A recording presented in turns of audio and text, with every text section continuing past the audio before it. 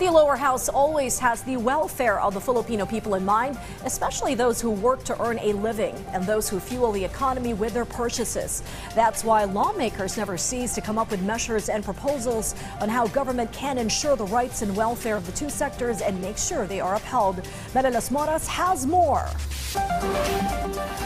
Several lawmakers from both houses of Congress welcomed the latest order of President Ferdinand R. Marcos Jr. for wage policy-making bodies of the government to review and adjust the wages of workers in the country. According to Senate Majority Leader Joel Villanueva, this is a welcome and positive step to sustain the daily lives of our countrymen. For Senate President Juan Miguel Zubiri, in tandem with this, the Chief Executive may also certify as urgent the minimum wage increase bill in the Senate.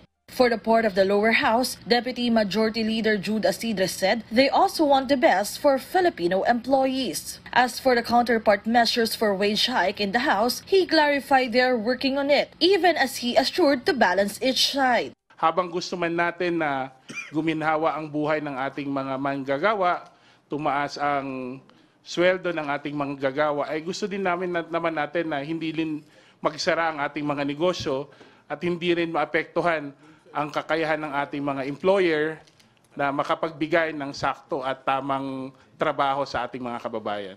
Ito po'y dumadaan sa tamang proseso. Pinapakinggan po natin lahat ng ating mga stakeholders, lahat po ng mga labor organizers, mga unions, at iba pa para maka-arrive po tayo sa mas maganda at mas sustainable na solution para po sa ating mga manggagawa. Meanwhile, for the benefit of the consumers, the House of Representatives is also determined to amend the rice tariffication law to bring back the cheaper NFA rice in the market. They believe this will also help to control inflation. However, in a statement, Senator Cynthia Villar seems to have reservations about this because the National Food Authority was prohibited to sell rice before due to corruption issues, and she's worried it may cause a problem again. But the House Solons assured, may nakikita po kaming paraan na maaari nating maibalik yung mandato ng NFA na makabenta ng bigas ng direkta sa merkado.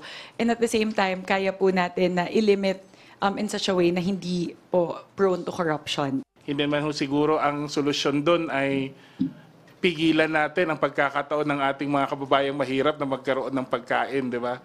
As of now, one of the main challenges in the country is still the extreme hot weather. Some lawmakers shared their solutions. Sa panahon ng El Nino, naramdaman talaga natin nung malaimpyernong init. Kaya kailangan nating i-double time yung mga mitigating measures para naman po sa para naman po doon sa kakulangan ng kuryente, ng tubig at iba pa naman ang mga pangangailangan ng ating mga mamamayan. Bahagi din ng nararapat na aksyon ay habulin natin at panagutin ang mga biggest polluters and fossil fuel emitters.